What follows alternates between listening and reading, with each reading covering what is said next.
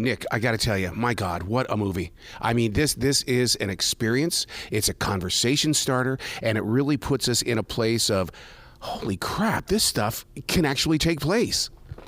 Oh, yeah. True story. True story. Based on a true story, anyway. I kept telling myself that, and my wife was sitting there beside me. I kept going, Lee, this is it. I mean, she was like, she goes, oh my God. I mean, just the emotional levels that you take us through. And one of the things that I want to do in having this conversation is I want to say the dad, I want to say the former cult person, because if we just go in there and say Case and Bob, I don't think our listeners are going to understand, because they need to see this movie. They need to experience what I just did. Well, thank you, man. I agree. I'm real proud of it. It's one of those movies you should be, because there's a lot of emotion. In fact, I think one of my the ones that really made me cringe the most, I've never seen this before, was the stapler scene. And it was like, oh my God. But then you go, I would do that. If I was in that situation, I would do that. Absolutely. You know, I mean, like, people forget kids go disappearing all the time, you know, and they're forgotten about, or they're a news story and everything. But what happens to you? And I had an experience like this. My kid was disappeared for a little while, a few years ago. And if you don't know where your kid is for 5 minutes, you lose your mind. Yep. When you don't know where they are for a month or two, it's absolutely devastating. Well, and the way that the former cult person feels that she needs to get into this cult again to save another person's life, to me, that had to have been great therapy for Case. It was. So for our audience to know that a cop's family is a victim of a home invasion, his ex-wife is killed and his daughter is abducted and just gone, and she's been taken by a cult, and a former cult member girl comes to him and says, "You're not going to find her without me. Get all the money you can and let's get on the road and we'll go find her." And he doesn't like her. She's the lowest of the low, and he's a religious, police officer. So they start out as unlikely couples, and they go places that are not very nice. As director, did you feel the intensity as we are as viewers?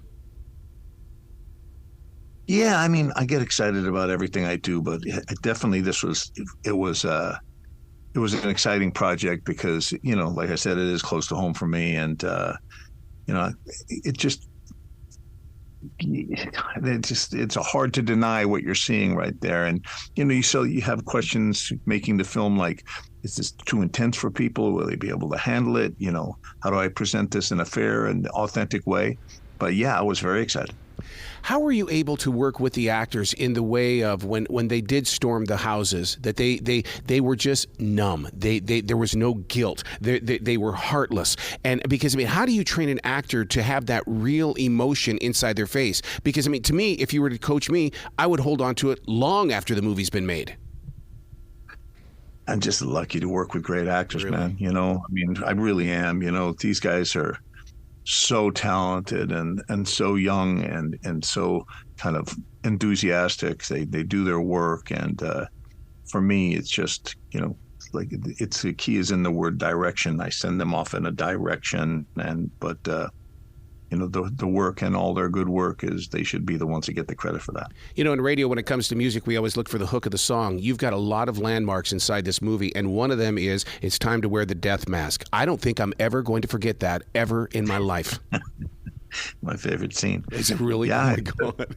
Yeah, that scene where she dances around, it's like, come on, it's just so crazy. The movie's nuts.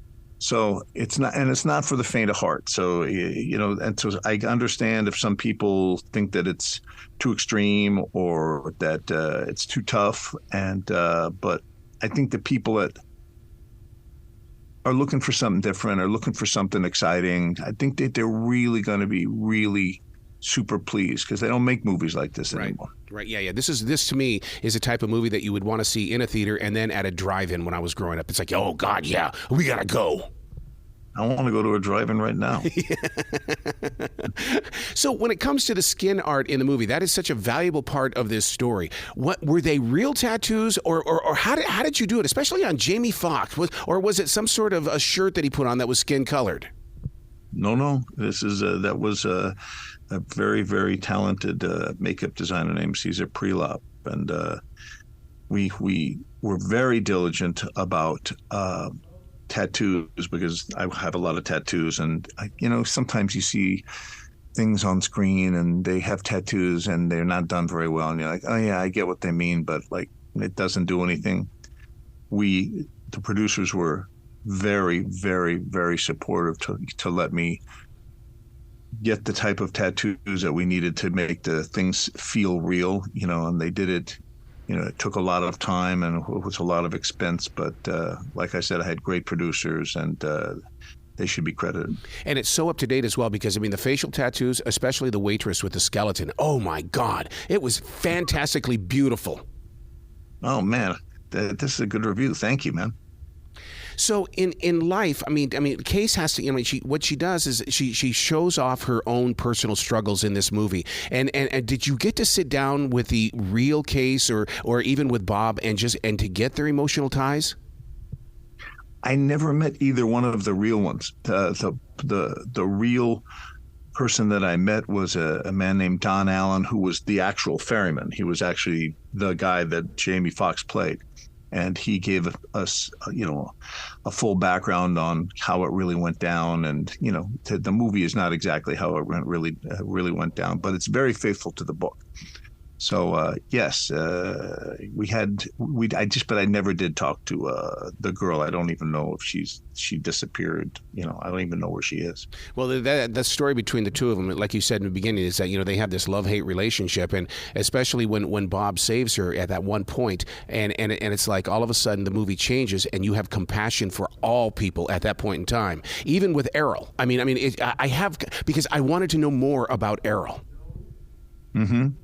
I think the point of the film is like there's love and kindness in all places, even the worst places, and I think if the film is successful, that we do that in a way that's actually really believable. And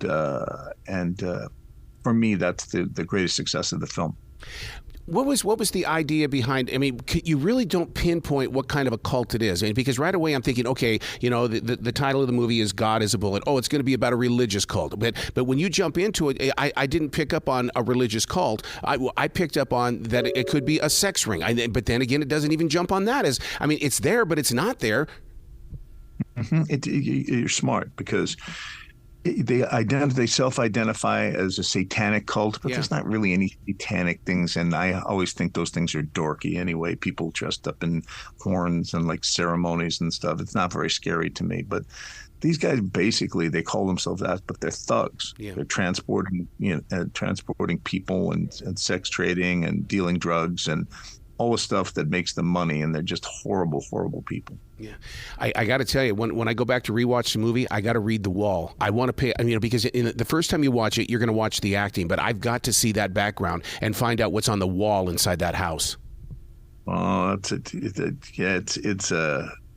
fantastic. The production designer really surprised me with that. She did a lot of studying, and each one of those words has a meaning. And I'm with you. I don't understand what they are either, but it sure looks great. Well, even going into that room, my God. Oh, my God. It's because the way I love the way you did the editing in it with, you take him into the room, but then all of a sudden all these flashback pictures start taking place, and you explain the room without them having to explain the room.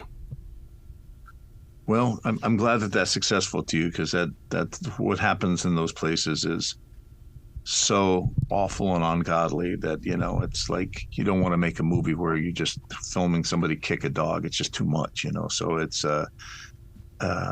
then again, you have to get the point across and show what kind of danger the kid's in. So I'm glad that was successful for you. You set this movie up right from the very beginning. That red balloon, first of all, I'm always afraid of red balloons because of other things. But I'll tell you what, the moment I saw that red balloon, I was like going, oh God, here we go. Settle in. Okay, grab a blanket or something. So you need something that's going to be blessed with security. Man, that's really, really nice. And those are kind words. I appreciate that. Man. So what's next on your plate, man? Because I know that this thing right here, you've been waiting 18 years to put this up on the big screen. Yep. I have a lot of a debt of gratitude for my producer, Michael Mendelsohn, who let me make this film. As he brought me into his office and said, what film do you want to make? And I told him this, and he didn't bat an eye, and he supported me the entire way. So I'm super grateful to be able, because there's, like I said, there's nothing like this out there. People stop making these movies. Like I'll probably get in a lot of trouble for making this movie, but whatever. You gotta do what you think. And yeah, I got another film I'm going to make later on in the year down in Antarctica, and our adventure continues as artists. I love it. I love it. Please come back to this show anytime in the future, Nick. The door is always going to be open for you, dude. I appreciate that, and thank you for the kind words again. You bet. You be brilliant today, okay? All right, you too.